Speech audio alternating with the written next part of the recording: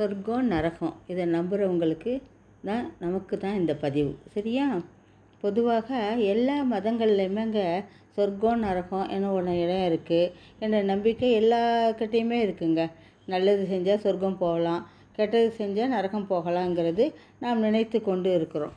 ஆனால் சொர்க்கம் நரகம் எங்கே இருந்தால் கூட, எந்த இடத்துல இருந்தால் கூட உண்மை என்னென்ன யார் இடத்துலையுமே பதில் இல்லை. சொர்க்க நரகம் எங்கே இருக்குன்ற யாருமே பதில் கிடையாது. சொர்க்கம் என்பது நாம் இருக்க இடத்துல தாங்க உள்ளது. அதை அமைச்சிக்கிற விதத்தில் தான் உள்ளது. இதுக்கு ஒரு சின்ன கதை கூட உண்டு. ஹாய், வணக்கம். நான் உங்கள் யோகா பாமா நந்தகோபால் பேசுகிறேன். அனைவரும் சிறப்பாக இருக்கிறீர்களா? அனைவரும் மிகவும் சிறப்பாக இருப்பீர்கள். இப்போ இது என்னுடைய சேனலை சப்ஸ்கிரைப் பண்ணுங்கள், லைக் அண்ட் ஷேர். ஓகே. ஒரு ஊரில் ஒரு பணக்கார ஒருத்தவர் இருந்தார். அவர் ரொம்ப கருமி, யாருக்குமே எந்த உதவியும் செய்ய மாட்டார்.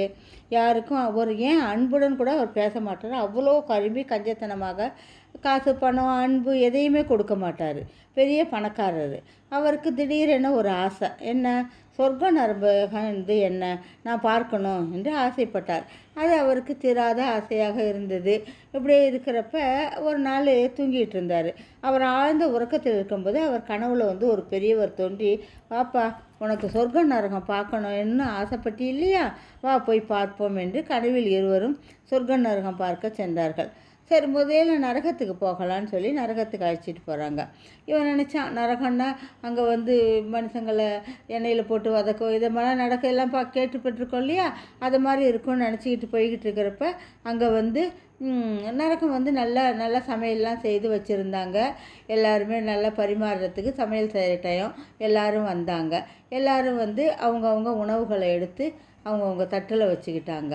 ஆனால் அவங்க கைகள் நீட்டி இருக்குமே கை மடக்க முடியாது. அந்த மாதிரி இருந்தாங்க அந்த மக்கள் எல்லாம். கை மடக்க முடியாத இப்போ எப்படி வாய்க்குள்ளே சாப்பிட முடியும்? ஒருத்தவங்களுக்கு ஒருத்தவங்க சாப்பிட முடியாமல் அவங்க உணவெல்லாம் சிந்தி அடித்து எல்லாத்தையும் இது பண்ணிவிட்டு அவங்க பசியின் கொடுமையால் எல்லாத்தையுமே அமக்கலம் பண்ணிவிட்டு போயிட்டாங்க. இதனடா இப்படி போயிட்டாங்களேன்னு சொல்லிட்டு ரொம்ப கொடுமையாக இருந்துச்சு அங்கே. சரி, நம்ம சரி இது அழகாக அப்புறம் நம்ம சரி நரகத்துக்கு போய் பார்க்கலாம், நம்ம நரகத்தில் தான் இப்படி இருக்குது, சரி சொர்க்கத்தில் போய் பார்ப்போம்னு சொல்லிட்டு சொர்க்கத்துக்கு போகிறாங்க. சொர்க்கத்துக்கு போகிறப்ப அங்கேயும் இதே மாதிரி தான் அழகாக உணவுகள் பரிமாற்றப்பட்டிருக்கு. சொர்க்கத்துக்கும் நரகத்துக்கும் வித்தியாசமே தெரியல. இப்படி இருக்கிறப்ப அங்கேயும் எல்லாம் உணவுகள் சாப்பிட வராங்க. உணவு சாப்பிட இவங்க நினைக்கிறாங்க, என்னடா சொர்க்கத்துக்கும் நரகத்துக்கும் ஒன்றும் வித்தியாசம் இல்லை, என்ன வித்தியாசம் இருக்குது? ஒன்றும் கிடையாது. அவங்களுக்கு தான் இவங்களுக்கும் இதே மாதிரி தானே கையை மடக்க முடியாமல் இருக்காங்க, இது எப்படி நடக்கும்ங்கிறது தெரியாமல் எல்லாம் பார்த்துக்கிட்டு இருக்காங்க. அப்பொழுது அந்த நரகத்தில் இருக்கிறவங்கெல்லாம் வர்றாங்க. என்ன பண்ணுறாங்க, உணவுகள் போட்டு ஒருத்தவங்க உணவுகள் போட்டு கொண்டாங்க. ஒருத்தவங்க போட்டு சாப்பாடை எல்லாம் தாம்பாளத்தில் போட்டுக்கிட்டு ரெண்டு பேராக அமர்ந்தாங்க. ரெண்டு பேராக அமர்ந்து ஒருத்தவங்களுக்கு ஒருத்தங்க உணவுகள் ஊட்டிக்கிட்டாங்க. ஊட்டி நல்லா வயிறார சாப்பிட்டுட்டு ரொம்ப சந்தோஷத்தோடு அங்கே எல்லாருமே எல்லாம் அடுக்கி வச்சுட்டு நிம்மதியாக போய் படுத்தாங்க. இதுதான் நான் அப்பொழுது தான் அந்த கருமிக்கு தோன்றுது மனசில், சொர்க்கம் என்பது என்னென்ன பல பேருக்கு செய்யும் உதவி அன்பு இவற்றில் தாங்க சொர்க்கத்தை பார்க்க முடியும். அந்த அன்பான சூழ்நிலை அந்த இடமே சொர்க்கமாக காட்சியளிச்சுது. இதுதான் சொர்க்கம், எங்கும் இல்லை. நாம் செய்கிற உதவி அன்பில் தான். மனிதாபிமான உதவிகள், நல்ல வார்த்தைகள், அன்பான விவசரிப்புகள் தான் சொர்க்கம். சொர்க்கத்தை தேடி நான் எங்கே செல்ல வேண்டும்? சொர்க்கம் இன்று வானத்திலலாம் கிடையாது, நம்மக்கிட்ட தான்.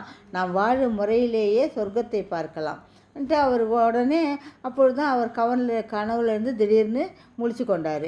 முழிச்சு கொண்டது அதிலேருந்து தான் அவருக்கு ஐயோ, அன்பு பாசம் 4 பேருக்கு உதவி இதெல்லாம் இருந்தாவே நம்ம இங்கேயே நம்ம சொர்க்கத்தை பார்க்கலாம், இனிமேல் நான் அப்படி இருக்கிறேன்னு சொல்லிட்டு அவர் அதே மாதிரி அன்பு பாசம் மக்கள் இடத்துல பொருள் உதவிகளை எல்லாம் செய்ய ஆரம்பித்து சொர்க்கத்தை வாழ்க்கையே சொர்க்கமாக மாற்றிக்கிட்டார். இது வாழ்க்கையே அவருக்கு சொர்க்கமாகவும் தெரிஞ்சிச்சு.